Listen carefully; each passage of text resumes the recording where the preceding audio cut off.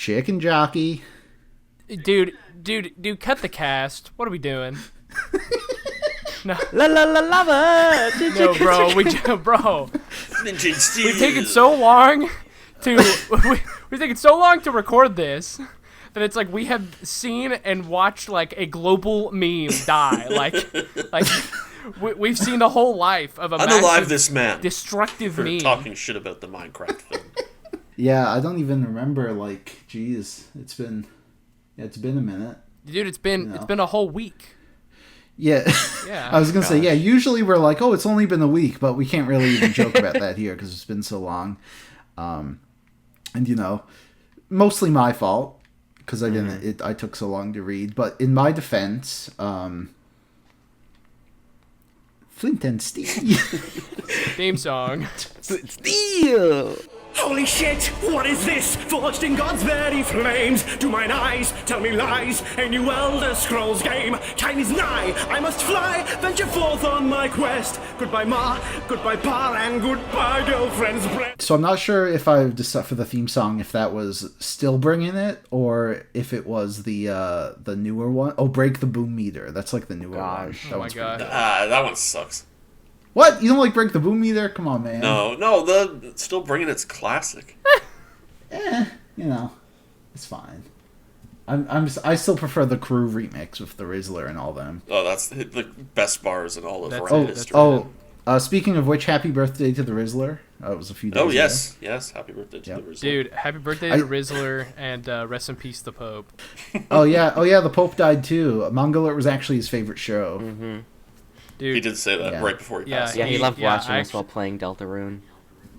Yeah. Yeah, he actually requested that we make this episode about Don. It was his favorite. Yeah. It was actually his Patreon suggestion. Oh jeez. Anyway. So Hey guys, welcome back. We're gonna talk about Don today. I we guess know that so. it's been such a long time since gosh, I can't. It's so crazy to me that like the last one that we talked about was Jujutsu Kaisen. I don't know why. That just seems like so wild. That I mean, we're talking about two big series like back to back. Yeah, although again, it has been so long that they like made a full remake of Oblivion in between episodes. But yeah, everyone, today we're going to talk about Don, the usual thing. We're going to be going arc by arc. This is a series that we're all caught up to. Although it's been so long. Have you guys like caught up to the chapters that have released since you've been caught up? Yeah. I think I'm just like one or two chapters behind. Same. Okay, fun stuff. So, of course, this series has gained a lot of popularity. Well, I mean, it was kind of popular from the get-go, but recently it got like a fantastic anime adaptation. So it's been on a lot of people's radars, and it's almost at 200 chapters now. So it's also been running for quite a while. So we thought hopefully before part 2 of season 1 comes out, we can give our thoughts on it here. So I think we'll just get started and talk about what we thought of the introduction arc to Don, which is officially called, the Turbo Granny arc. Hell yeah. I lost my balls arc. I think Don has like one of the coolest like hooks I've seen in a while. Yeah. Because like it combines like we see a million like sci-fi stories, we see a million, especially in Shonen Jump, like yokai paranormal crap, and this one here says, hey, what if we mesh them together? What if we take an alien and a ghost series and make it the same thing, and also have a weird fixation with child nudity, but That goes away pretty quick, though. Yeah, that was. While it is like conceptually really cool, because when I was like explaining the synopsis just from like the first few chapters, it's like a girl who really likes like ghosts and a guy who really likes aliens, and like they realize that both are real, and then there's like alien fights and ghost possessions and things like that. And I think that it's like, I don't know, sorcery fights. Yeah, sorcery fights. I don't think that like this introduction arc is I think it's good. I think that the biggest thing though is that you don't really get a grasp of like the full power system until kind of like the second arc. Yeah, this is more like, I think, an arc that sets up just the general concept and vibes rather than actually explaining how everything will be. Yeah. And, I think for that it works really well. Basically, we're introduced to Turbo Granny, who's this urban legend curse, which is one thing I really like about the series, is how they actually take, like, real-life urban legends and cryptids and stuff and incorporate them into the story. Yeah. And we'll get into more of that later, I'm sure. But, so yeah, we have Okaroon, who goes to... I'm not going to say his real name. Kentakakura. Yeah.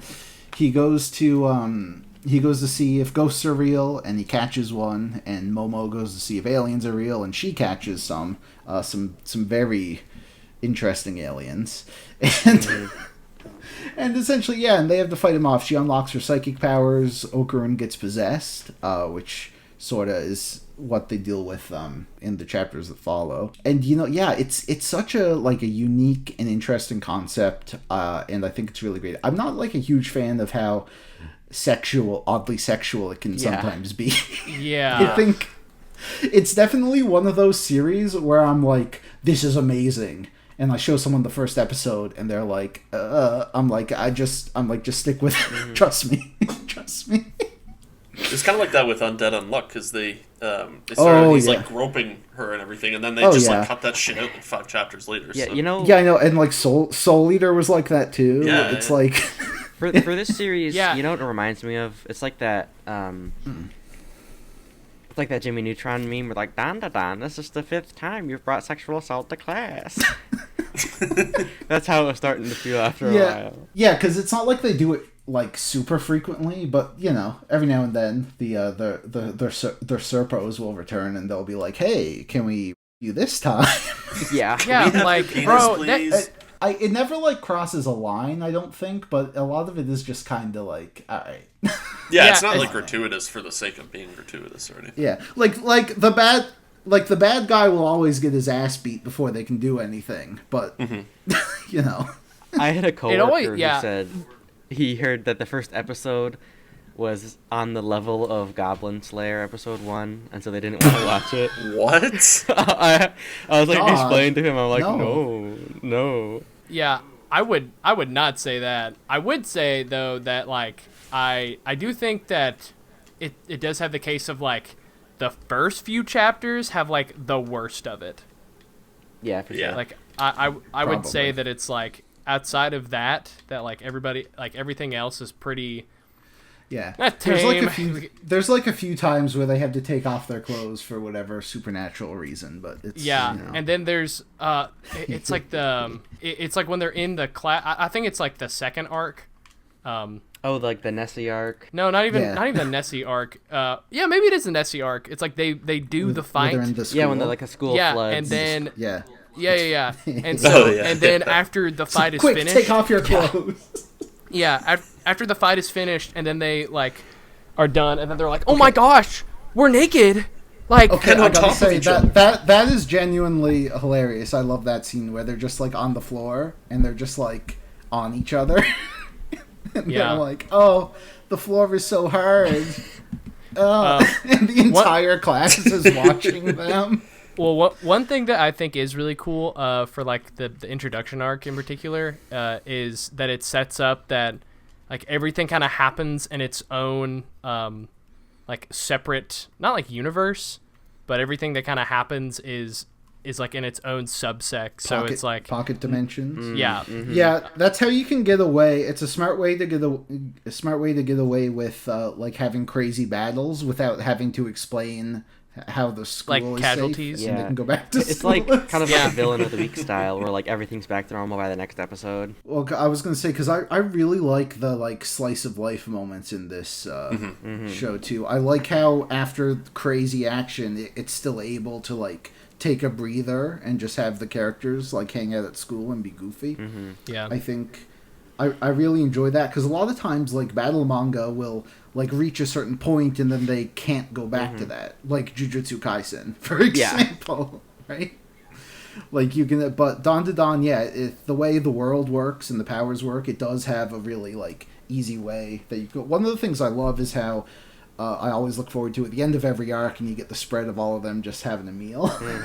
Yeah, it gets crazier. It gets crazier every single time. There's like more and more people every single time. Yeah, but it is. Yeah. It also helps. I mean, at the end of the day, it's like they aren't superheroes, and so I think that it helps. Kind of like the problem of law, like, oh, it's like, should they save people? But it's like, they don't have to worry, because everything kind of happens in its own like little area. Like it's like nothing is really ever super dependent on, do I have to take care of what's going on around me and the people. And and I love Momo's grandmother. She's goated. Yeah. And of course Turbo Granny herself, who ends up becoming their their cute little animal friend trope. Yeah. Which I always love to see. One thing I was gonna say is and I know that obviously that like she is like the eye candy of the series, like the grandma. Hell yeah! Finally, an age appropriate. We love to see it. She definitely is like. It was better than what I thought was gonna happen. I thought that it was just gonna be like every single time you saw her, it was gonna be like. It's like obvious. It's like, okay, all the fan service is directed towards her, but it's like surprisingly tame. I don't know if the anime has that any differently, but the manga I think doesn't really like highlight her a ton. Yeah, for sure. Yeah, they make her so cool though. Like, oh yeah, she's so cool. Like the big climax of the Turbo Granny arc is when Momo is trying to like steer him, and they do the whole trick with the train or whatever to push her through the barrier. Like that was so cool, man. Granny's the best, and obviously the anime for that scene is like unbelievable. So like, yeah. I think that was probably the scene that dragged me in, because I kind of wasn't feeling it at first, and then all of a sudden they're fighting a giant crab on top of a train, and I was like, okay, I'm here for it. Yeah. Oh yeah. And like I want to highlight like the art in this manga too, because I just find it to be like the way they use like perspectives and how dynamic it is. Like it really makes it stand out to me. Like I think it has a ton of style.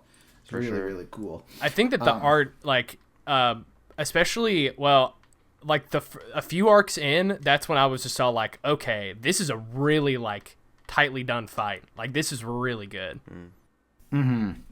Yeah, definitely like the art's one of the highlights. I always had the issue though. I think Ira and Momo's character designs are too similar. I think a little bit. Yeah.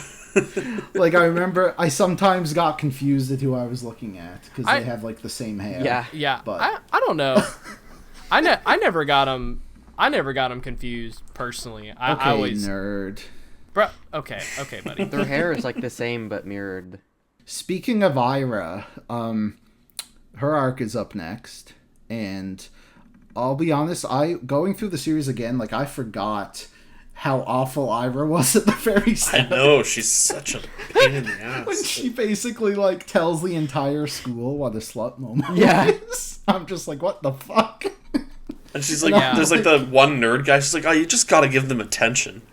They don't have a shot with me. He like, incel rage bait character. Incel rage bait. Okurun's testicles were stolen, which is probably like the biggest driving force of the plot, which is insane. Yeah, what a crazy sentence to say. I remember telling one of my friends about it before they had started it. I'm like, they're like, what's Dawn to Dawn about? I'm like, it's kind of like an actions. It's kind of like Mob Psycho with a bit of rom-com stuff, and it's about them like trying to get these testicles back. Dude, imagine like I had to explain this to my wife, and I was like, yeah, the whole driving force is the fact that they got to get this guy's balls back, and then they were like, or she looked at me and she was like, what do you read? Like what? It's like, no, but like it makes sense when you watch it. They're like, no. They're like, yeah, it's like even when I watch it, I'm just all like, oh well, like, all right, anyway, like, but we gotta get the balls back. When people find his balls, like, it unlocks their spiritual energy, right? So Ira had been stalked by this ghost her whole life, but now she's like seeing the ghost, and the ghost is trying to kill her, or well, not kill her, but there's like this whole weird like mommy kink thing going on. I don't know if I'd describe it that way. Anyway, yeah, I think this is like probably the first time the series gets like really emotional and pulls on those heartstrings. They really, like, I think in the eyes of the reader, like, really quickly redeem Ira, even if what she was doing was awful. Yeah. Like, she very quickly gets integrated, like, as a hero after this arc. Yeah, but it's like the weird thing too is like the cool thing that I also like is when they have their like ghost forms. There's like always like a different personality. So like Okarun's like a lot cooler than normal. But then, a lot cooler. Yeah, but the thing with Ira is that like, yeah, bro, Ira's still like an absolute like douche, like even as a ghost, like she speaks like prim and proper, and it's just like you are still so aggravating. Also, we should mention like they like set up from the very beginning like the whole like rom-com type elements with Momo and Okarun. Yeah, they kind of where they have like a central romance throughout the whole series, and they kind of do some love triangle stuff, but doesn't really go anywhere with like Ira being a simp or whatever, because kind of everyone falls in love with Okarun once he becomes more popular. But you know, I like this stuff. I think it's like a nice break from the action sometimes. There's a lot of goofy shit like when they smash faces and stuff, but I think it's cute and funny. Yeah. And they definitely balance like the action and the romance and kind of a slice of life already. Yeah, and honestly, as far as like battle manga go, this is like definitely one of the better ones that like handle a central romance, I think. Yeah. Because usually there's like no chemistry, and then in the final chapter they're together. Well, I think that like one of the biggest things too is that like Dandadan just never takes itself like too seriously. Like even if in its like serious moments, it's like there like I can count on one hand the amount of moments that it's like, oh, this is like actually serious. But I think like the stuff with Momo and Okarun is like it's just I don't know. It's so cute, like that it's so harmless too that it's like, man, this is such a nice like break from everything. And so it makes me kind of like what you were saying. It's like they don't just like end up together at the end. There's like actual chemistry, and they hang out all the time, and they enjoy that. And you just kind of see that with their dynamic. It's weird to say for a series like this, but it's more of like a realistic depiction almost. Yeah, it's very slow burn. Yeah. But not too slow. Like progress actually gets made. Yeah. And we'll get into it later, but oh man, the payoff. So worth it. Ooh. Spoilers! Anyway, so then we get to there's like a smaller arc where the school gets flooded by Nessie, and they gotta fight, the Serpos come back, and they got that like alien guy. And that was a fun little fight, where they all end up naked at the end. Yeah, I thought that part was actually kind of mid. Well, you're mid. Elaborate. That's what he in said. great detail, if you could. I don't know. I felt like the fight was kind of all over the place, and I felt like the art was a little bit rough, with like how they were drawing the water, and it was kind of hard to tell what was going on sometimes. And I thought it was a bit over sexualized with like them like immediately like losing all of their clothes, like for like the hey, entire they were fight. going through water. The water their clothes was slowing them down in the water. What can you do? Bro, shut up, Gear. Yeah, that's about it. Yeah, it was. Yeah, I mean, it wasn't amazing or anything, but I do like how the series, like it's always just so creative. Like you never really know what the next setting or the next fight will be, which is something I really enjoy about it. But then, of course, we get introduced to Gigi, who is Momo's childhood friend. I love Gigi. He's goated. Yeah, what a with the sauce, bro. I love that guy. So I was telling you this I think in the chat, Shrug, because you haven't seen the anime, but where the anime has ended, like where the last episode ends, is right when Momo is about to get sexually assaulted in the hot spring. And that's a choice. The thing is, it's like, I don't think the series, because it is season 1, part 1 and part 2, I don't think it was intended to actually be the ending of something. It's just the way it was split up. And so like so probably like millions of fans are just like, that's the last thing they saw. And it's so weird because obviously, like, what happens is, like, well, nothing happens. She like escaped, like the whole place collapses or whatever, and she escapes. But I'm just like, yeah, all right, man. But yeah, they go to Gigi's place because there's like this spirit who's making people kill themselves or whatever. It's fun stuff. Yeah, and that to me is a crazy, like, obviously. How long was the first season? It was 12 episodes. Well, part 1. Yeah, episodes. that's the craziest thing to me, because this is like out of these 3 arcs, this is one of my favorite arcs. Oh yeah, and so it boggles my mind that it's just like it stops there. That's like the best part. Oh, when Momo's getting assaulted in the... No. What? No, don't take that out of context. Don't do that.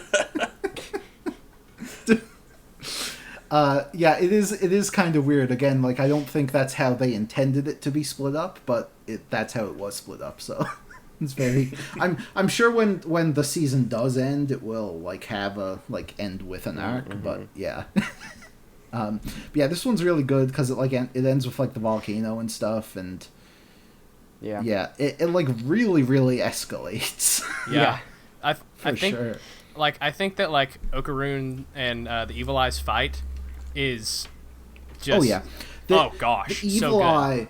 I love the Evil Eye, like Gigi, the cursed Gigi gets, because it's so. It's like, because we'd seen Okarun get his power and Ira in kind of a similar way, and with Gigi they don't really do the same thing. They have like this curse that he can't control, but it essentially switches the same way Principal Krupp turns into Captain Underpants. I was thinking that I had that note written down too. It was similar to Captain Underpants. Yeah, so it's always fun, and of course they do eventually like tame him, but it's still really funny when occasionally like a drop of water will get on him and then their house will just get destroyed. Yeah. that was always a good one. They like all like jump out of the way. They're like, oh, like that was a really funny bit, but like also just like the design of the Evil Eye and like is so clean. Mm-hmm. And of course they meet that alien guy. They like who like moves whose blood is milk. Oh yeah, the mantis shrimp. Funny. Wait, isn't it like the bit of where they're like, oh, you ran into that guy? That's like super rare, and they're like, yeah, the Minecraft like, guy. Yeah. Yeah, it. But yeah, so the alien like moves into Earth because their blood is the same as milk from a cow. Yeah, it's like his son needs transfusions or something. It's like, oh wait, you guys just have this? Yeah, it's such a stupid concept. Like, my son needs dialysis. Oh, your milk should be fine, I guess. But then he gives them like nanotech, which is like a big thing going forward, where essentially they can just rebuild their house whenever it gets destroyed, and among many other things, which is very very fun stuff. Oh yeah. Because next up we have the kaiju attack. This is where it gets good. Oh, buddy! Like, really? Oh man! So not there yet, but like this is where it really starts to pick up. This is where I was like, okay, this is fun. This is a really good series. Yeah. Yeah. So we're introduced to the goat, the 10-gallon wiener. Pure beef. I'm blanking on his name. What's his Kinta. name? What's his name again? Kinta. Yeah, Kinta. Yeah. Great Kinta. He's just like this real degenerate like otaku He's type. such a Chad, though. Like a kaiju just shows up. Like most things in this series, things just kind of happen. And they have to essentially fight it by using the nanotech to turn their house into a giant mech, which is as cool as it sounds. is goated. Yeah.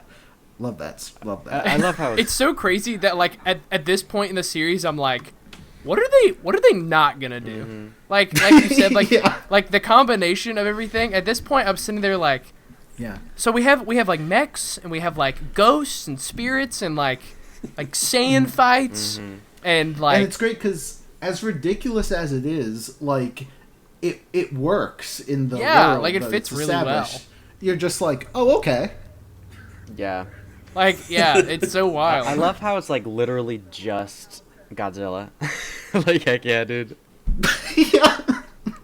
Yeah. Or what's that one bit from... Yeah, it looks like Godzilla, but due to international copyright's not. Like it's Godzilla. But it looks like him, but it's not. Yeah. But of course the Godzilla is Vamola, who is who's an alien. One of my favorite characters. I like really Vamola fun. a lot, yeah. But the thing is, she's a space alien, and what they learn is that there are other space aliens coming to invade Earth. So they have to train and to fight them off. And this leads into probably at the time, the biggest arc. I don't know if it still is. Yeah, it's not. Yeah, I'd say it's still the biggest arc. Yeah, It was it's pretty still the long. biggest It was arc. like 50 I chapters think or it's something probably like Yeah, that. it's the biggest arc where we have this big invasion that's coming. So And cool. one thing that happened a little bit before that's important is Momo essentially runs into one of the like urban legend spirits on the like taking a shortcut home, and basically gets trapped with it. Where every single night it comes for her.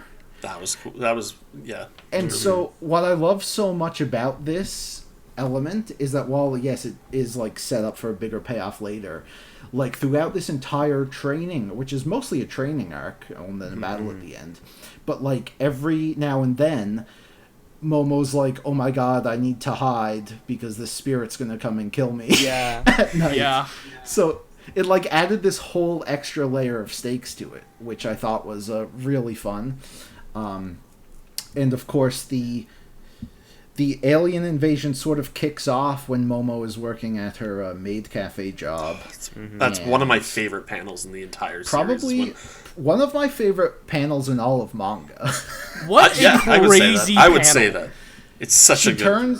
She turns around and every single person in the maid cafe has turned into this man. And the funniest thing is they don't explain this man. They don't, do they? It just happens. Yeah, Oh, he's just it's just this man. Is this man. And of course if you're into like occult paranormal stuff, like you've probably seen this man. But so for people who already knew him like I did, I was just like, this is insane. Like it was so funny. I saw someone share a panel that this man was in another manga recently, and I'm like, I'm Really? not sure. They shared it on Discord. I don't actually know what manga it was, but I'm like, nah, man, it don't hit the same the second time. You can't just. Also, I love that the monster that was after Momo was like a skinwalker and it was like impersonating people. Like that was actually really cool.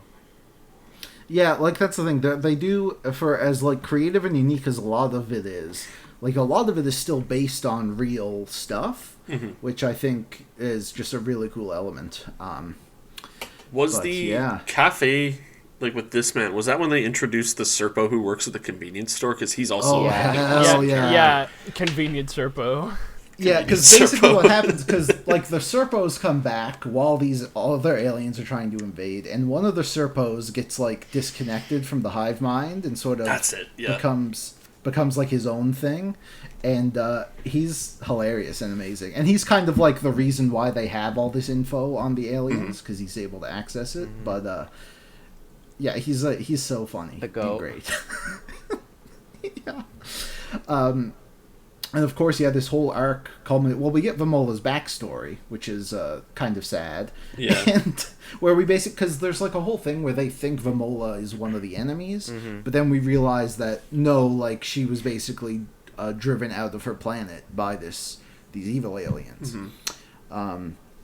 So yeah, they just have this giant, insane, chaotic battle, which it was pretty. And there are 1,000 panels from that entire arc that are just so good. Like there's the one of Kinta when he's got the mech, like the first time he gets the really big one, and he's like arms crossed, staring against like the Godzilla-looking monster. Yeah. And then there's the one panel where what the fuck was it? I think it was. I can't remember who it was. They were just walking on a road, and then there's just like a shit ton of different aliens like behind them. Like, oh yeah, that part was cool. Yeah. So cool.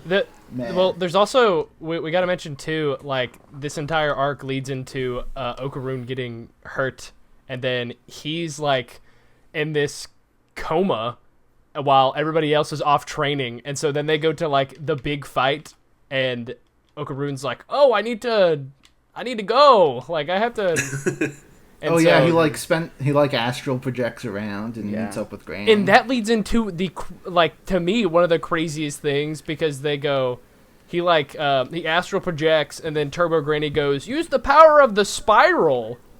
And I was like, Gurren Lagann? Steel Ball Run confirmed. I know, right? Yeah, and wasn't that another thing they just introduced and never did anything else with? Yeah, and I was just like, huh? Like, they just did Gurren Lagann, and then like they're just all drills and everything. I'm like, what? It was cool that he's like just bouncing around everywhere though. But there were that reminds me of like the other really cool panel I was thinking of was right before they all get together finally and they're about to battle and they're all just standing in a row and they're all in their transformations just ready to get going. I was like, man, this is so I had like, I think I didn't even realize that it was from Dawn to Dawn, but like months ago I had seen that panel. And I'm like, man, this goes so hard. And then I got there and I was like, oh my gosh. I was like, this is the best panel in the whole series. Yep. So I think season 1 part 2 will definitely end with the kaiju arc probably, and then set up the invasion. I just hope they don't do that like recent trend of like making one entire arc like a movie. Oh yeah. I've really grown to dislike that. Well, yeah, it would work for a movie, but like, don't. Yeah, right. Because on one hand, like, what the heck? On one hand, I mean, I look at what happens in the invasion, and I'm just like, you kind of need a movie budget for this. But at the same time, I mean, Saru does such good work that maybe they can pull it off. I mean, I think it's in very good hands either way. But yeah, I'd still be there. I'd still be set for a movie. In fact, they released the first 3 episodes as a movie in theaters, and they're doing the same thing with part 2. Season part 2. Is that this summer? The effects of Demon Slayer. Yeah, so, I mean, literally.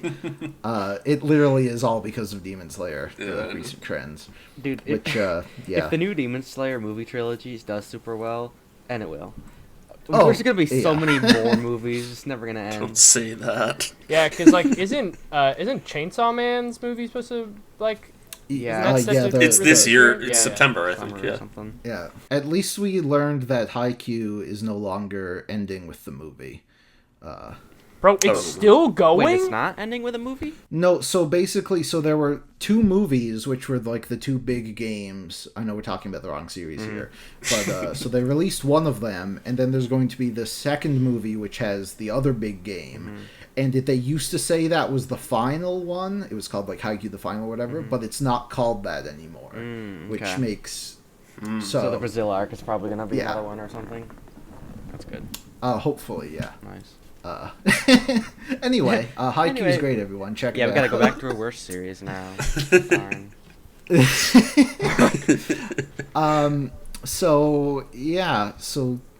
And of course, this brings us to, I guess, the ending of the invasion, which is the big payoff that I was kind of expecting, but it was still very cool, where how it was actually Momo's curse finally shows up. It's like, oh, it's 10 p.m., time to kill you, but then realizes that, like, there's aliens everywhere.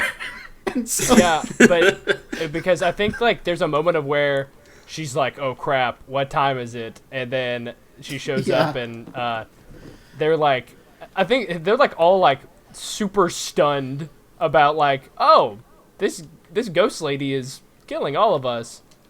But then she like, doesn't she like come to peace like with that or something like that, or does she just be like, she's just kind of like, oh, I'm done here? I can't remember the exact reason.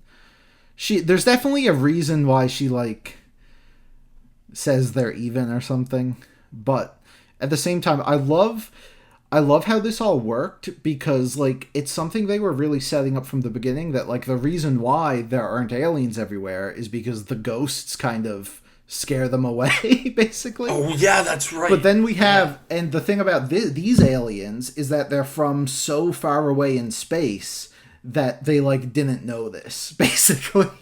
Right. So they came to invade Earth not knowing like how powerful the spirits were. So then we have this crazy spirit who just basically wipes them all out. And I think if it wasn't set up, it could be seen as a cop-out, but because I think of how well it was set up and like building throughout the whole thing, I think it works really well as a final climax. No, I agree. I mean, as of right now, that I think that like the invasion arc is the best part of the series. I would agree, yeah. Yeah, I don't think that anybody's gonna argue with that. No, I mean, pretty good. It's just a really great arc.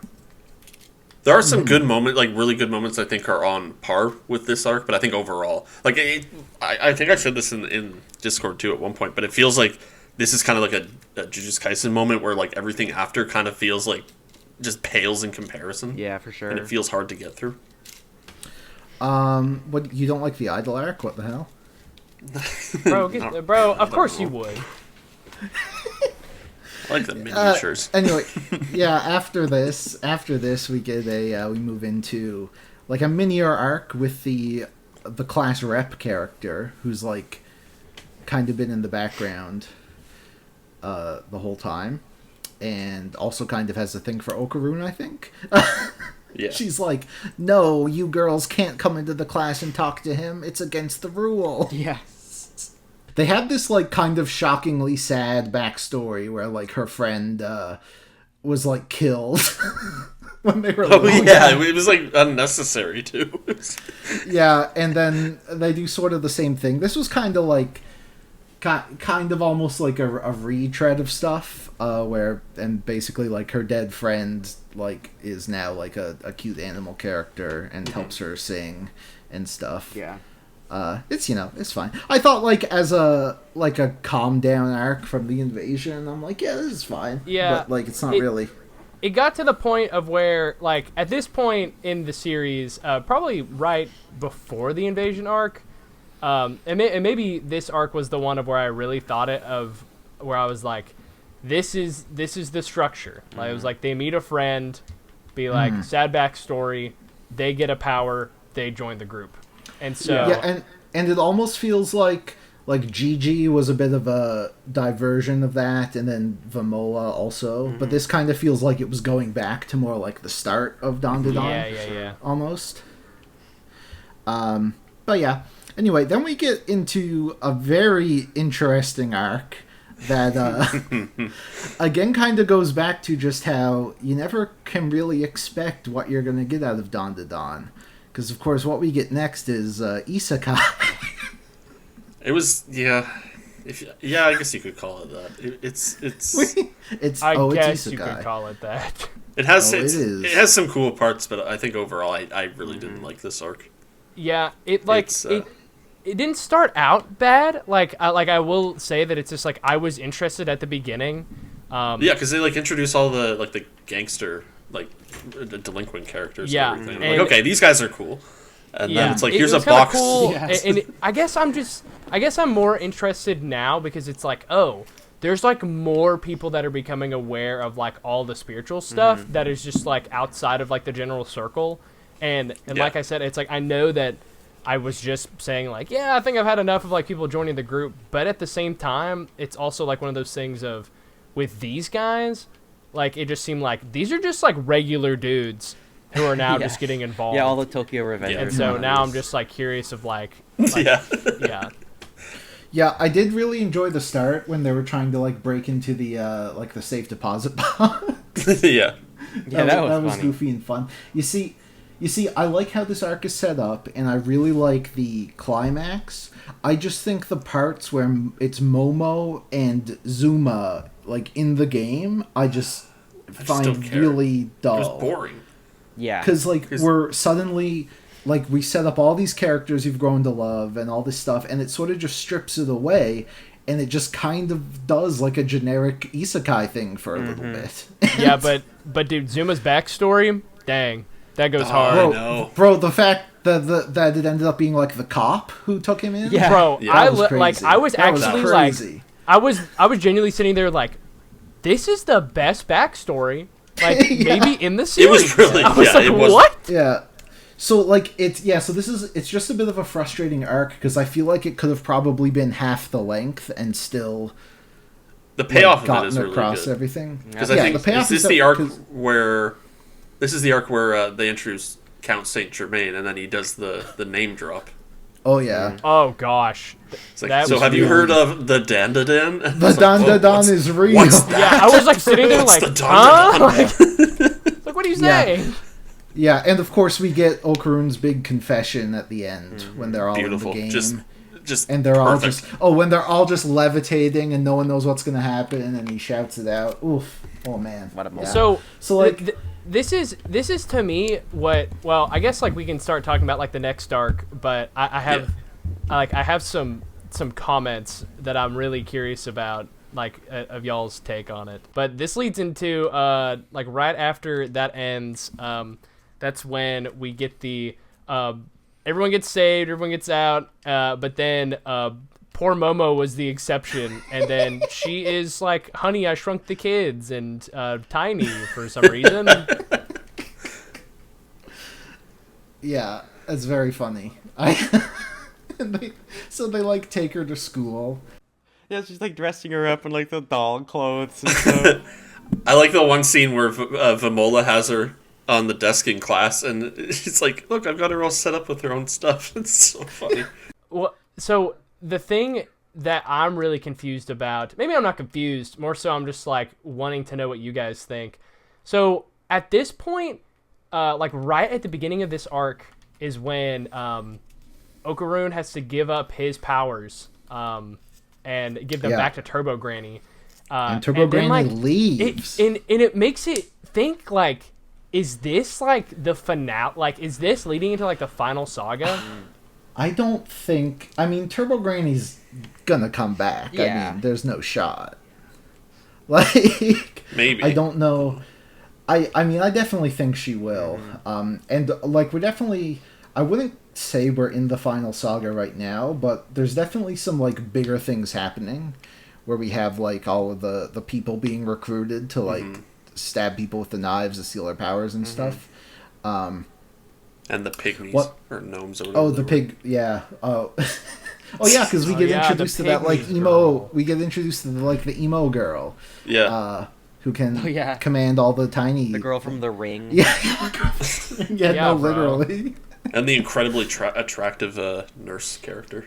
Yeah, Raya Oh, Ripley hell off the yeah, I school love the nurse, nurse. bro. Right? Let's spend 20 minutes talking just about that, actually. Yeah, is it? It gives me like the nurse yeah. from Persona 5 or the teacher from Persona. That's what it was. 5 Yeah, yeah, vibes. yeah. Yeah. The I believe she was a doctor. I don't think she worked at the school. Get it right. Whoa. Okay, hey, so there's I- just a doctor at the school Women- with all these pygmies. I don't think that adds up. No, I'm talking about Persona 5. So am I. Never actually played it. Terrible. 3 and 4 are better though. Bro? Yes. But yeah, so we should say this is obviously the current arc. It is still ongoing. One of Yeah. the more recent events, they're like fighting people in the school at night. The whole thing with the basketballs was kind of Yeah. fun, where they were Oh, just that like was cool. dunking people.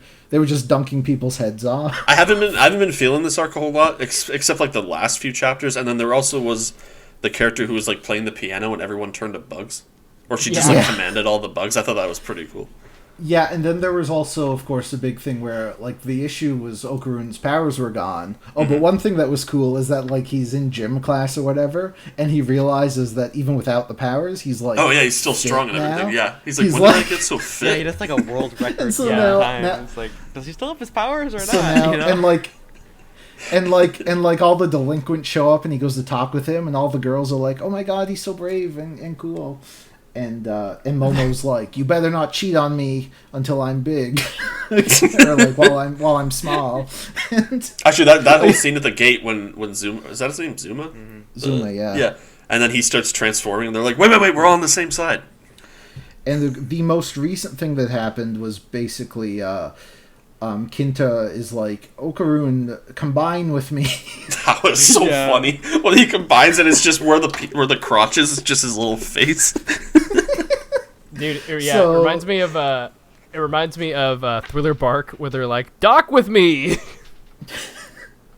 So yeah, so that was a fun way to have Okarun like still able to fight. I still think he'll get his Turbo Granny powers at some Oh, point. for sure. Like, it's too iconic. It's too like, and I still think there's unfinished business with Turbo Granny because she kind of just. I just hope she comes back, like not for like any big thing, like, oh, we've got to save the world. Just like, I got bored.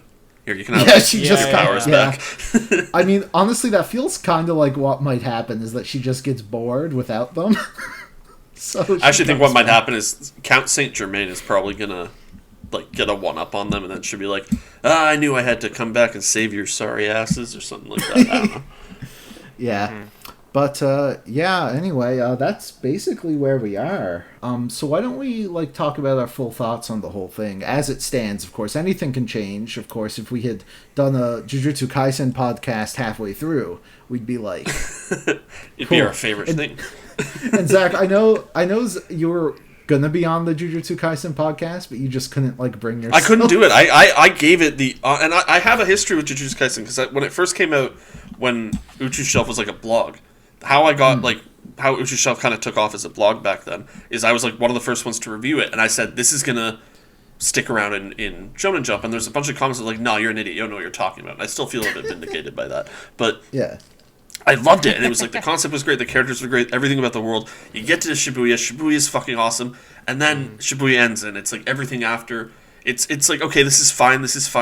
Wait, what's going on? And I tried reading it, and I don't even remember how far I got. I think it was the battle with the one manga character, and then they like started making puns or something. I said, I can't fucking do this. This is so fucking stupid. This is ridiculous. Dude, best guy. Yeah. But I did anyway, skip yeah, I did skip ahead a bit and just kind of look at stuff. I didn't like read it all. I think actually I did go back and tried to read it after you guys did the podcast. And I just remember they introduced like the American Army, and I'm like, oh, this is cool, and then did nothing with it. Right? Yeah. Anyway, all that to say, you never know what the future could hold Yeah, in a long-running yeah. series. But as it stands now, what are we all thinking? Let's go with Buzz first. I think the series is pretty good. Personally, I think it's a bit repetitive, and for like the first like half of the series, the like over sexualization is like really annoying, honestly. But that stuff gets better throughout the run. I would say like it's probably like a decent, good like 7 out of 10. It's nothing like too special to me though. Okay. Hater. Shrug, what do you think? Yeah, honestly, call me a hater, but I would probably say this is a good series. Like it's like on, like this is what it just kind of good quality. There are some standout arcs. There are parts of it that it's just all like, wow, this is like pretty good, really unique.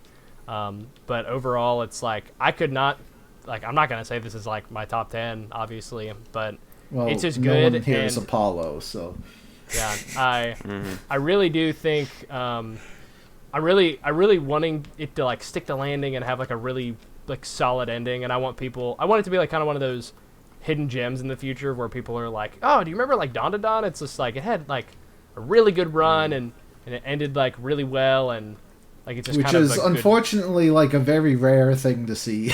Yeah, I Yeah. know. For like, Yeah. it's like for big popular series like this, it just like makes me really nervous. But as of right now, like I again, really enjoyed my time with it, and I'm gonna read it until it finishes up. But I'm not like super attached to it, and so I would just call it like a 7. Like it's good. Okay, hater. Zach. I hated it. Oh, okay. wow. No, it's no. I think it has a really strong start. I do agree that it does get repetitive, especially towards the middle, but then it does redeem itself with the space globalist arc. But then, like I said earlier, like it does kind of fall into that Jujutsu Kaisen trap where it has like a really impressive arc, and then it like follows it up with like, here's like a boring school story, and then miniatures. Okay, who gives a shit? Mm-hmm. And then, I mean, the current arc is fine so far. It's not. I'm not super sold on it. Like I haven't been reading it week to week like I was when like Space Globalists and everything was running, and I just caught up to it today, like before we started this, and I don't know where it's going, and I think that is one of the things I do like about it. But it's also like it could. I'm just worried. I'm worried that I'm going to get attached to it, and the ending's going to suck. That's really the big thing that I'm worried about right now. I think I was sitting here trying to think of like a rating. I think 7 out of 10 is probably exactly what I would put it on. Jeez, we got IGN editors over here. What the hell? Also, I love with the diorama arc, how they like Fortnite drop in at the very beginning. Like, it's just like that one arc from JJK. Bro, everyone is trying to be Greed Island, but nothing can ever reach it. But anyway, I love this series. It's goated. Fuck all of you. There we go. What would you rate it? Just end the podcast there. I'd probably, honestly, I wouldn't go, like, I'd probably give it, like, an 8, but with definitely potential to go higher. You know, I think this is a series that has, like, a really interesting concept, which I really love. Great characters, great action, great art, really, like, high highs. And there are some, like, a few moments that I'm not as big on, but there hasn't really been anything I've just disliked. I think it's a series that is really fun and really great. So, I'd say that's where we're at. Tell us how you really feel. It's a 10 out of 10. Fuck all of you. I will say, though, the anime, I would definitely, based on what the anime has covered, I definitely prefer the anime, which isn't a knock on the manga. It's just the anime is so high It is quality. really well done. I agree with that. Like, it's kind of absurd how good it is. So yeah, I would recommend the anime. Hopefully as it continues it could like keeps that level of quality, and who knows, maybe they'll, maybe the manga will have a good ending and the anime can actually do it all. Gosh. Well, the concept. Promise Neverland again, here we come. Oh my god, imagine they turn this into Promise Neverland. Don't say that. Have you ever heard of the Don Da Don? And then there's just like a slideshow showing, Imagine they just like do the first half of, or like one episode where it's just like a slideshow recapping the Space Globalist arc, and that's it. Dude, the fights are like me Blue Lock, where it's like a PNG being drugged by a mouse. No, here's how season 1 part 2 will end. They like defeat the kaiju and they open it up and it's empty. No. And they're like that was weird. Anyway, have you guys heard of Don Da Don? And then it just slideshows the rest of the series. Gosh. Bro, if anybody ever gets that same treatment, like as someone who was a fan of The Promised Neverland, if someone ever got that kind of treatment again, it'd be like, bro, we understand your pain and it's awful. I'm so sorry. Or they open the robot and it's the miniatures box. Oh no! Sucked in. And then they just do like a full like original season based on the isekai. Oh god. Yeah. No, We have to stop manifesting this. We need to stop manifesting this. Yeah, Don Da Don has its own little The Bount arc, like from Bleach. Oh my god. But yeah, so we're all in agreement. Good series. Gets the manga alert seal of approval. Of course, with the asterisk that you never know what could happen. We could, but we're optimistic for sure. So next time, guys, what series we got planned? We are reading. Kagurabachi, baby, Kagurabachi. Heck yeah, dude. No. What? We're not.